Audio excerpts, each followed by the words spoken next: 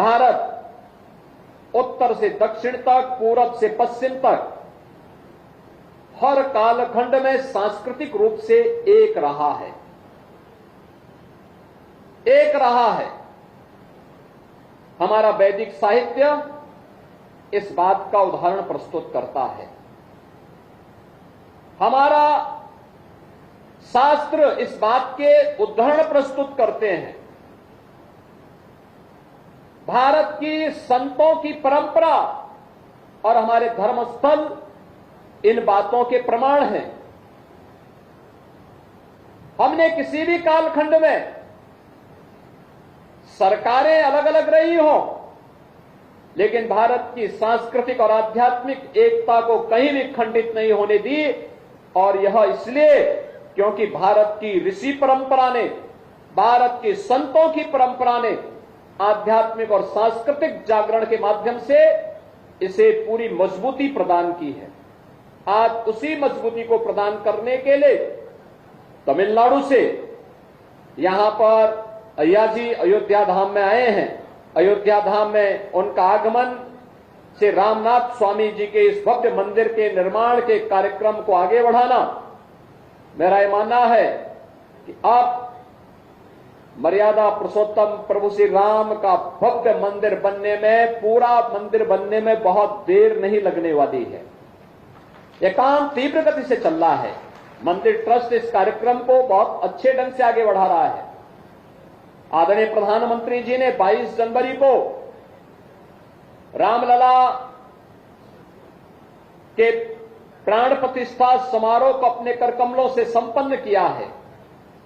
समाज का पूरा नेतृत्व वर्ग उस अवसर पर अयोध्या धाम में था और अब तक 3 करोड़ से अधिक श्रद्धालु जनों ने 5 सदी के बाद अयोध्या में फिर से विराजमान हुए रामलला को अब तक दर्शन करके उनका आशीर्वाद भी प्राप्त किया है।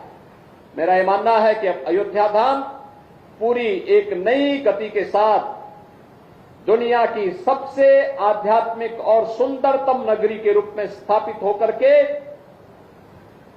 पूरे सनातन धर्मावलंबियों के लिए एक नई प्रेरणा और प्रकाश का केंद्र बिंदु बनकर के उभरेगा। अयोध्या धाम और तमिलनाडु का एक विशेष रिश्ता है। यानी अगर इसको कहें तो उत्तर प्रदेश और तमिलनाडु का ये प्रगाढ़ रिश्ता आज से नहीं, हजारों वर्षों की एक परंपरा है। हजारों वर्ष पहले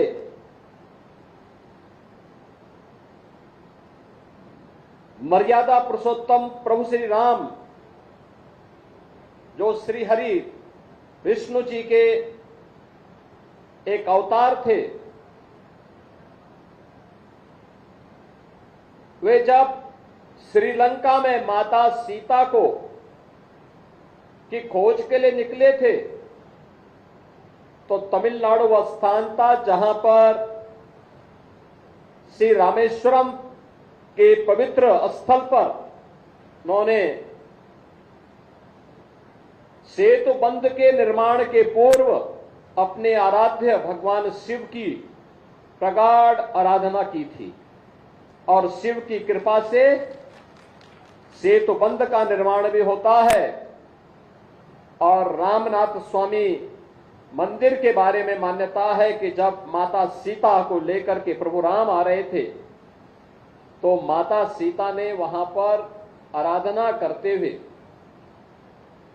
इस संकल्प को आगे बढ़ाने का काम किया था।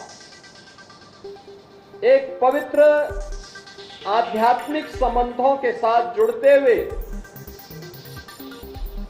उत्तर से लेके दक्षिण तक, पूरब से पश्चिम तक संपूर्ण भारत एक है। इस संकल्प के साथ यह आध्यात्मिक परंपरा इन सांस्कृतिक और आध्यात्मिक मानबिंदुओं की स्थापना करते हुए आगे बढ़ रही है। और आज अय्या जी ने इस संकल्प को और सुदृढ़ता प्रदान की है कि अयोध्या धाम में श्री रामनाथ स्वामी जी का भी भव्य मंदिर यहां पर बने,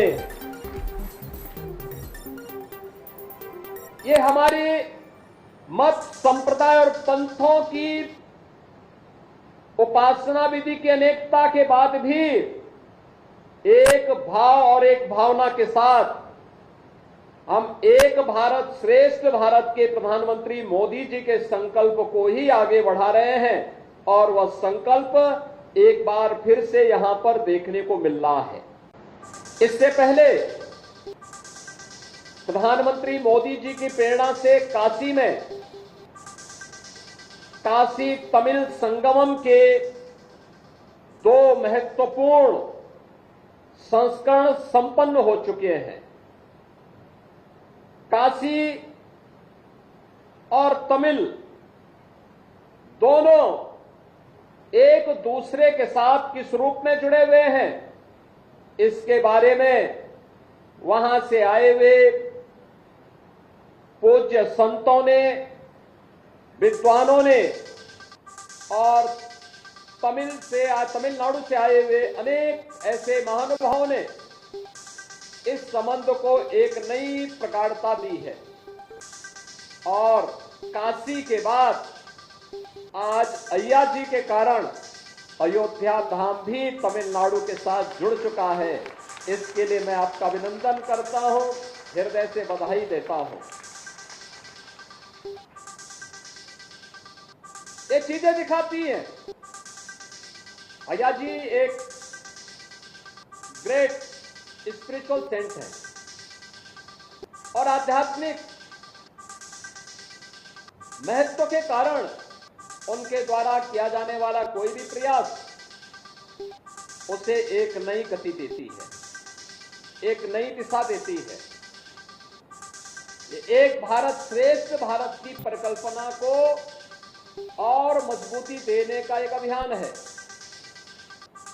बहनों और भाइयों, यह कार्यक्रम हमारे लिए महत्वपूर्ण इसलिए हो जाता है, एक तरफ हमारे संतों के द्वारा, राष्ट्रीय स्वयंसेवक संघ के द्वारा, विश्व हिंदू परिषद के द्वारा पूरे भारत को जोड़ने का कार्य किया जा रहा है और वहीं दूसरी तरफ अपने राजनीतिक संकीर्णताओं में फंसे हुए कुछ लोगों के द्वारा जब जाति, मत और मजहब के आधार पर समाज को बांटने की कुत्सित चेष्टा की जा रही हो, उन स्थितियों में हमारे लिए